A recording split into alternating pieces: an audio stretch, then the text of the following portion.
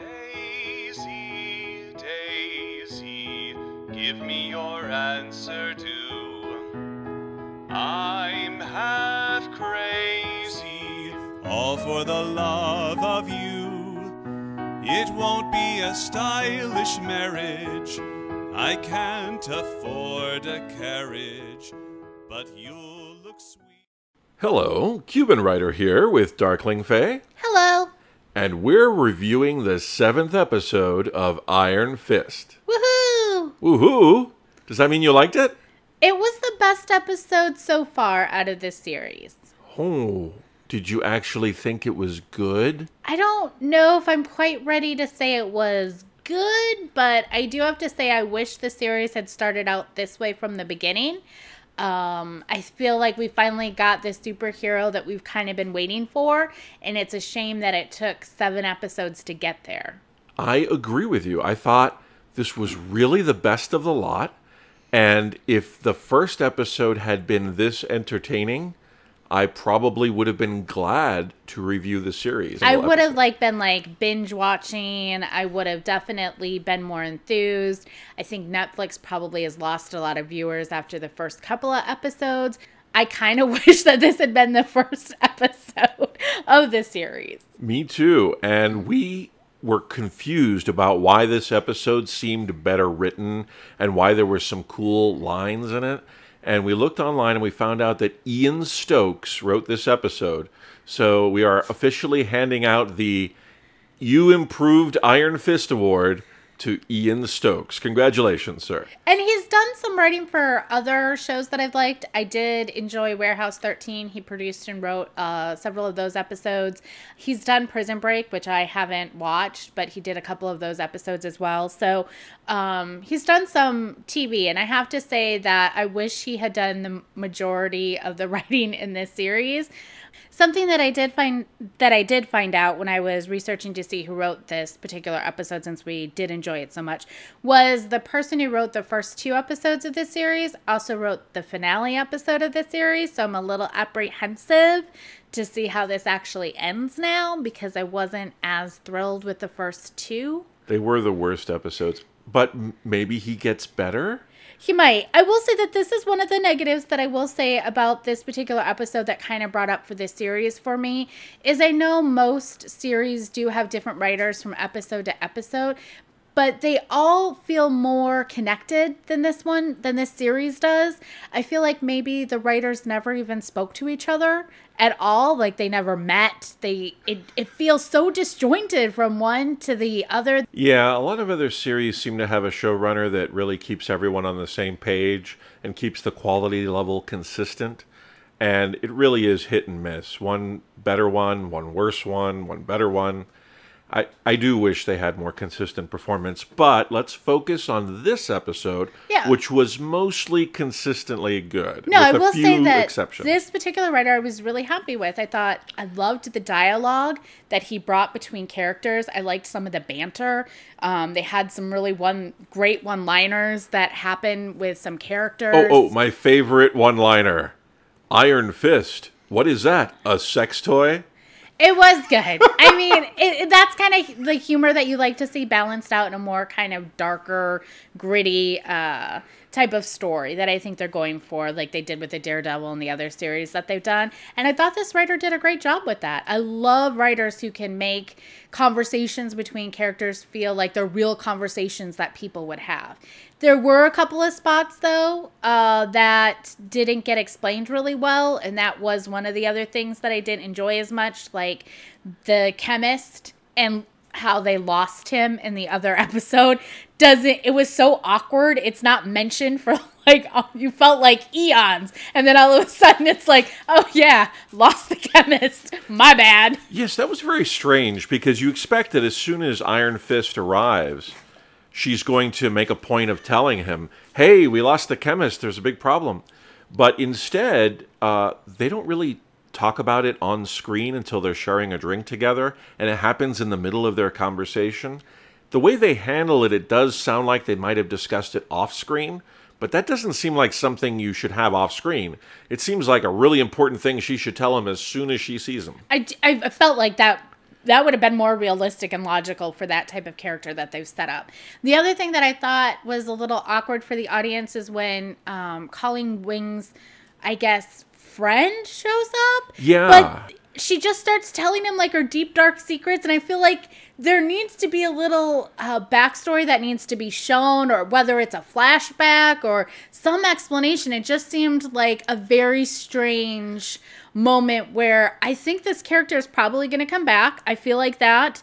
I feel like he's probably someone that shouldn't be trusted. I like I said, I haven't read up, so I don't know what's going on. They totally gave that vibe. I feel like he's going to be like a villain, but it was such an awkward way of introducing him that it left more like, who is, like, all of a sudden they're having tea, and then she's like, I met the Iron Fist, and he's so inspiring. And then you're like, but who is this guy that you would tell all this stuff to? Yeah, it really felt like this was the exception to the good writing, where it's like, friend arrives. Hello, friend.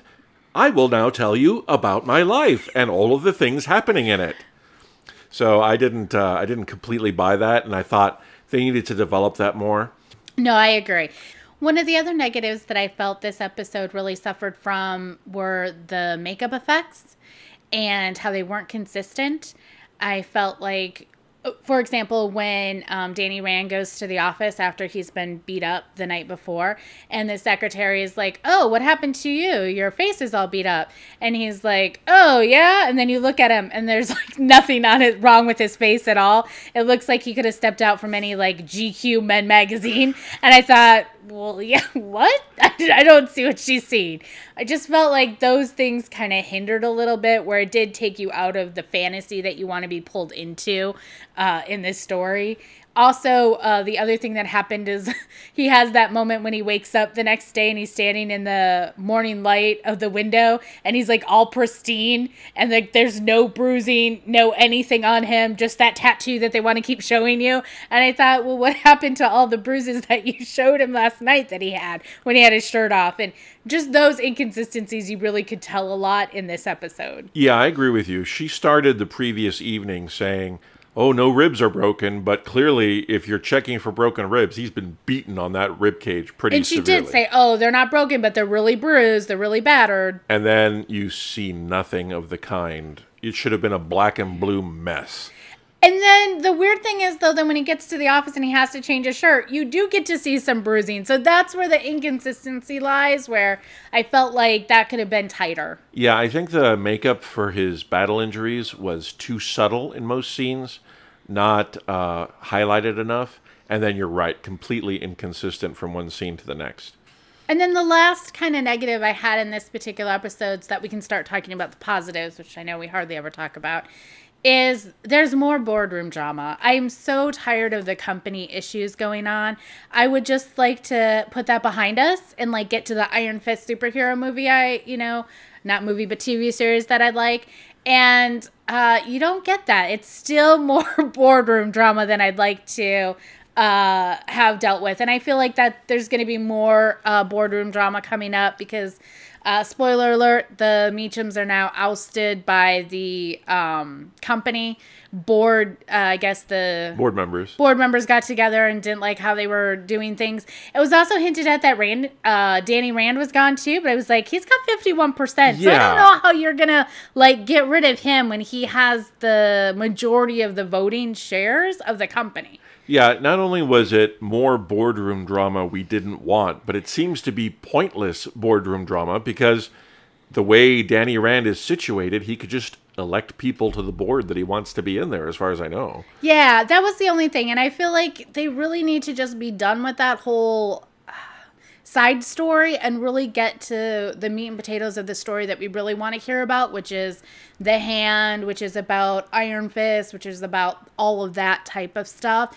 And so they keep wanting to bring back this Wall Street type of storyline that I don't think most audience members really care about or are interested in. Not only do I not care about it, but they're not doing it very well. But Speaking of the hand, I will say this was one of the positive things that I really like. We got to see a lot more of Madame Gao. I felt like she was done very well in this particular episode than in the previous ones, which I didn't enjoy as much when you got to see her. Some of her dialogue was really good. She found interesting. I really still want to see a series just on the hand. Sorry, I would think that would be really cool, and I kind of like villains. So there's that. But no, I thought it was such a awesome character type that you keep wanting to know more and more about, especially in this particular episode. I agree. It was interesting to see her just walk in like she owned the place, make the devil's offer. Why don't you just live a life of luxury and let us do what we want?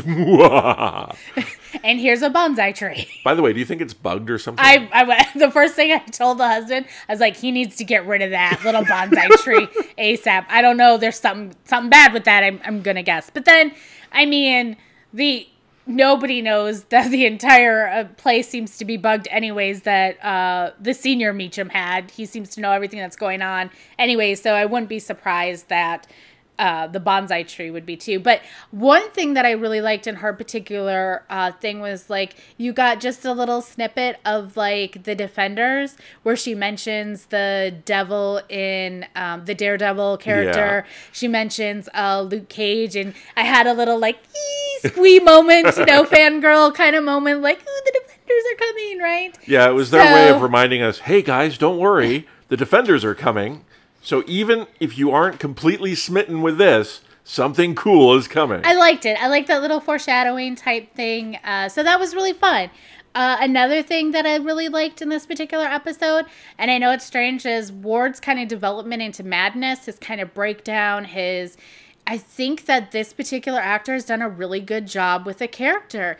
You get to see from the start to where we are right now, the stress of everything that's happening. He's kind of the one that knows everything that's going on. He's really close with his sister, but then also has to balance not being able to tell her that their dad's alive.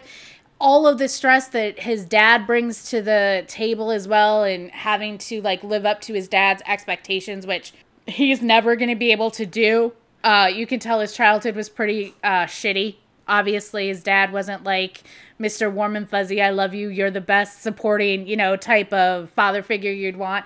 And the actor's done a really great job in seeing his kind of breakdown into, like, a madness type situation. Yeah, I wasn't a big fan of Meacham Jr. when he was first introduced, but I gotta give the actor some props, because his character is the only one being portrayed with a kind of complexity and a sense of relatability, because you can understand his problems, you can understand why he's losing it, and even when he's doing that stabbing scene, like, the look on his face is like, how about that, Dad? How about that? I'm stabbing you to death. Bet you didn't think that was going to happen, and it completely comes through. And I really enjoyed the scene. It sounds creepy for me to say I enjoyed a scene where a man was getting stabbed to death, but I thought he really carried it off well. Yeah, sorry, spoiler alert. Meacham finally dies. Yeah. But it was a satisfying situation as an audience member to have. Like, that's one of the things that this particular episode did well, this writer really did well, is it really did capture some emotion from the audience. You got a sense of kind of, and you're right, like, I don't know, I wouldn't call it joy, but more like relief. Like, I can't believe he finally just, like, he grew some balls, and, like, probably not what you want to say is, like, yeah, stab him some more because he so deserves it, right? Like, you could, that's the nice thing that I like about his particular character. He is obviously a villain. They portrayed him as a villain. He's not a friend of Rand in any kind of situation. Danny really shouldn't trust him. But you empathize with him. You do. He's not just an asshole that you hate, but you can kind of empathize a little and understand that he probably had potential if he just was born into a different kind of family. And that's kind of nice. He's definitely a tragic villainous figure, Exactly. which we don't see enough of. One of the other positives that this episode actually had was the action. We finally got to have some good action. You got to see some tighter fighting sequences. It was faster paced. It was enjoyable. He actually was portrayed as a good martial artist for once. Like, this was the fighter that he had been built up to be, and you finally got to see that. Yes, for this whole series, I've been watching a lot of Kung Bu, but now I finally got some Kung Fu. I'm not encouraging that. Really, everything felt like a real fight. You're right, he was moving a lot faster. I don't know if it's the way the director filmed it or if they changed the fight choreographer or what was going on, but everything gelled and everything looked good and it looked like he was really beating people up. It was. And I want to say I liked that it was a faster pace. It wasn't that slow-mo stuff they've been doing before, and I think that really helped too. But it was really good. I thought it was much better, and you really finally got to see the Iron Fist you've been wanting to see. Like, this was the superhero we've been wanting. Yay, he can fight. And not just the fight, but that great speech he gave to the axe people. The hatchet people. The hatchet people. He did not fight Babe the Blue Ox and Paul Bunyan. All right, hatchet, axe. There's a difference. So he was giving that speech to the hatchet people, and he's talking to them. What he's saying is engaging. It's interesting. He has a little bit of charisma. He steps forward into the light as he's speaking. It was the hero moment I've been waiting for. Yeah, and again, I attribute that to the writer, Ian Stokes. He did a really good job in actually finally portraying this character the way that the audience and everyone has wanted him to be portrayed. He finally gets to be this hero that you've been expecting him to be. And it makes more sense that, yeah, he is supposed to be inspiring. He is getting people behind him. Like, why else would Colleen Wing all of a sudden want to support him? It makes sense. Like, this is the person that you wanted. I was really glad to finally see that, to get to see a glimpse of that, and that's really good. Yes. Now, this episode did put a few questions into our minds. Yeah, I want to say that was another pleasant thing with the episode. It left you with questions without answers, and you kind of are looking forward to seeing what those answers might be. Like, you might want to see more. Now, the first question I had, I'm not even sure if it was supposed to be a question or not, but that little graduation ceremony she has for her student, where she's like, "You're going away to some advanced training now." Yeah, Daryl, here's the... I have so many questions about Colleen Wing's dojo that I don't know are ever going to be answered, but I hope so. So they're like, "Hey, Daryl, you finally got that scholarship, and you're going to be a super secret fighter now somewhere." And I was like, wait, what? Well, they didn't... Wasn't he just going to like a college university on a sports scholarship? Yeah. And then they make it seem like, no, you might go to some mystical, magical place unknown. And well, they don't actually say anything like that, but when they say advanced training, it doesn't sound like she's talking about a sports scholarship. No, it really does sound like they're... Again, you don't know if it was on purpose or what, but the way it comes off to the audience, you really do feel like there's something else going on. And again... I wouldn't be surprised by it because they haven't given any backstory to Colleen Wing that we've seen so far. We don't know where she really got her training from. We don't know who her mentor or master was in the past. We really don't know. She talks of this code and stuff, but she never goes...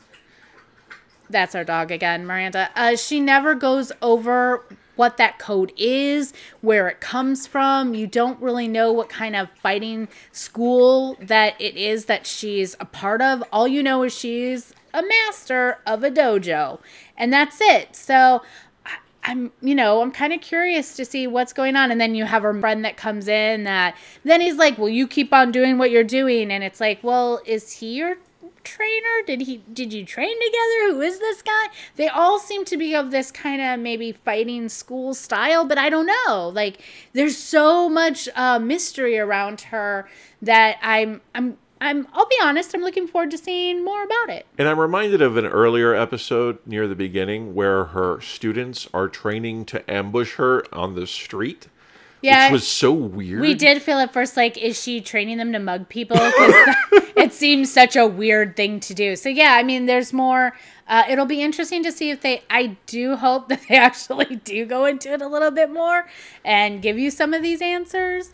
Some of the other questions I had, of course, we've kind of hinted on already. Is he going to end up being the villain or an enemy? I think he will. I think he will be too. So because she told him too much important stuff about her life for that not to be turned against her. And then why have him there at all? Then if he's not gonna be it just felt really foreshadowed. Like, You know, Yeah. they're like, look at this, it's going to come back to haunt you. He was type of clearly thing. there to do more than get her to talk about how she admires Danny Rand's fighting style. Correct. And then, of course, you're left with what's going to happen with Ward. How is that going to end for him? My guess is he takes that tablet with the account information from the hand and decides to do something with that money, and then the hand comes after him and it gets real convoluted. Yeah, I don't know yet. Or he could just use it to find the heroin that he's clearly an addict to. Oh, speaking of heroin, that's another question I have. Here's Madame Gao on floor 13 dealing synthetic heroin around the world. What does the hand care about heroin? They're in an organization which apparently is in opposition to a heavenly plane of martial artists. They're about more than drug dealing. I would think so. But again, it's hard to tell because they've set up the hand in this particular series where they haven't in others to be just like your run-of-the-mill criminal organization that just wants power above all the other criminal organizations. They want it to seem that way, but I think something else is going on. Like this drug is going to be a thin edge of a wedge for them to do something horrible to everybody. Well, you got more of that type of experimentation, I guess, that they were doing with drugs in Daredevil. Is that right? Yeah. So She had all those blind people making her heroin then, and now she's got the synthetic thing with Rand. But all of this drug stuff, all of this stuff they're spreading, I think it has mystical connotations, not just... it might. Again, this is why I want a series just on the hand, because I find them so fascinating. the ninjas of 90210. Yeah, and one of the questions I'm probably not as excited to have answered is there going to be more huge company battle that we have to put up with as well. I feel like they kind of foreshadowed that a little bit here. I feel like we're going to have more boardroom drama than I want to. I'm hoping not as much that we've seen in the first kind of half of this series. Maybe it's done quickly and that. I don't know, because I really am more interested in getting to see more Iron Fist and more of the superhero that we got in this episode. But like I said, there was a lot more positive than I felt negative. I'm actually, somewhat hopeful for the next episode where you haven't had that before. So... Well, we've created our improvised rating system. Is it better or worse than the first episode well, of it's Iron Fist? obviously better than the first episode of Iron Fist. But if you had to give it a number of stars, how many would you? I don't know for that. I have to see where it's going to. Because this was kind of the problem I had with Luke Cage's series. That the first 3 episodes were awesome and it was all downhill from there. So that downhill really can negate the first thing. So I'm hopefully optimistic, which I haven't been before, guys. And this entire series that I've done, I've been pretty negative about it. I'm actually kind of hopeful for the next episode to see if they can carry this kind of upward mobility. All right, everyone, mark this on your calendars. Darkling is hopeful about Iron Fist. And on that note, this will be Cuban Rider signing off. Goodbye, darling. See you next time. But you'll look sweet upon the seat of a bicycle built for two.